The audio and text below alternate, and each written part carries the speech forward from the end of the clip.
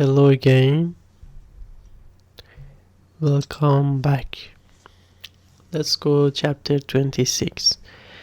After we get my homework done, or I guess I should say after she gets my homework done, she starts explaining some more basics that I need to get me through the rest of the semester. It's a nice thought, but my attention span isn't really up to it. So I decide to steer her onto another topic. You know, I said, leaning back against the side of her bed and looking at her bookshelves. With as much reading as you do, you should try writing your own book.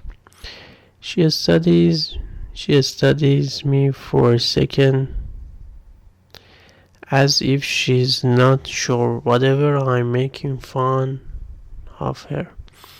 I'm serious, I tell her. I bet you could write a science fiction novel that sells 1 million copies. She sets her pen down and says real soft, I don't know about 1 million copies, but I am writing one. I've got about 200 pages done, and it's probably end up being about 600 pages long. I'm like, Jesus, 600 pages? Yeah, she says. I'm beginning to see that her yeah are almost always 2 syllables. One for yes and the other for but I don't know if anything will ever come of it. That's cool. What's it about? I asked. Thought I suspect I may be opening a call full of boring. She's like, do you really want to hear about it? And I'm, yes, 1 syllable. She starts off telling me that this is just going to be the summary version. But it ends up getting pretty involved. And surprisingly,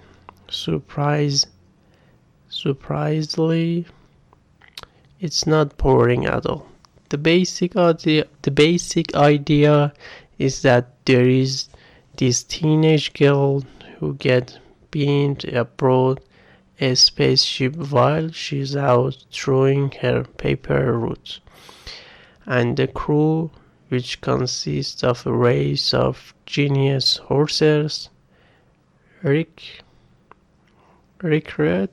her to help fly the ship back to its home planet. The twist is that it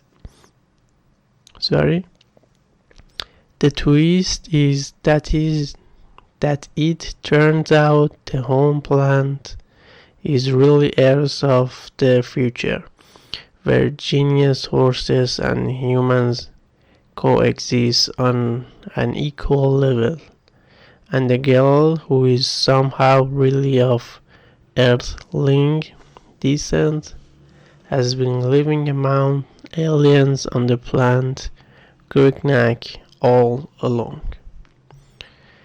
And she's telling the story. It hits me. This is how she escapes. She runs away to her perfectly tidy room and disappears into faraway galaxies. I'll bet it's the same with her schoolwork, because from what I can tell, she get no encouragement in that direction from her family. Her brother and mother and Randy are unemployed, boyfriend are Nakians. They'll never understand her. And her best friend Crystal Crittenbrick is a big type A nerd who treats her like an employee in the Nakian geek factory. But this room is Amy's space capsule, and she is a long distance galactic traveler, winning every battle along the way, or almost every battle. Right as she is getting to the end of her story, a scratchy voice calls out from the next room, "Amy? Hey, Amy! Bring me a Dr. Pepper. Why don't you?" It's Randy. He woke up and now he wants room service. Amy's shoulders slump. "I'll be right back." After a couple of minutes, Randy's voice booms out again. What's this supposed to be? You know I liked my tall blue glass. This is like a thimble or something." If Amy says anything back, I can't hear her, but Randy is loud and clear. "Well, go down and get some more. What have you been doing all afternoon?"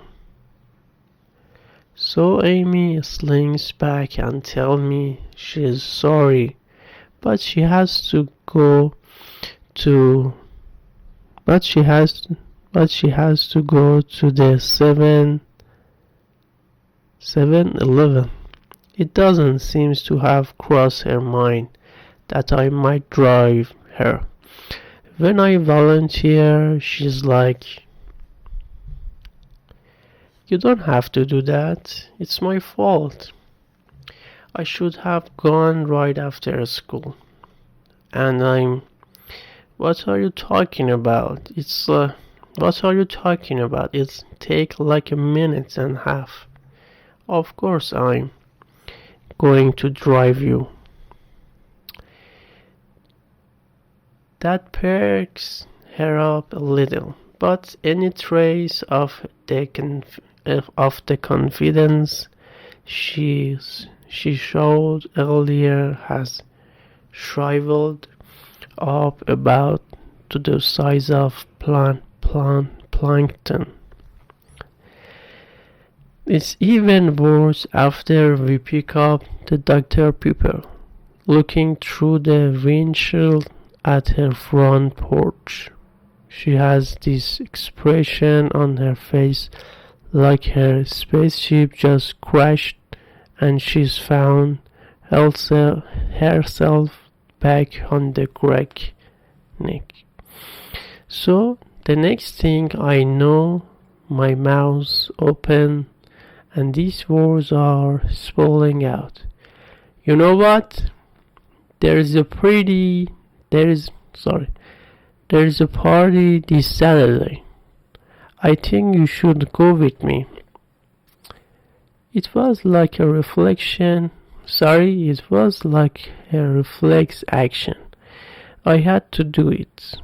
What else was I going to do? Let her traipse back into that? What else was I going to do? Let her traipse back into that house with nothing?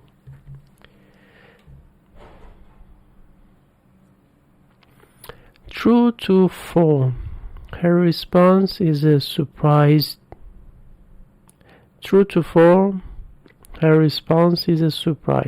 Me? And I'm, yeah, you and me. And she's a party? Like I'm been speaking Mongolian or Greek Nakian, maybe. Yeah, a party. Saturday night. You and me. I'll come by and get you around 8:30. What do you say? Okay. Is that an answer or a question? No, she says. I mean, yes, I'll go, and this time it's a one syllable yes. Alright, then, fabulous. We have all fun.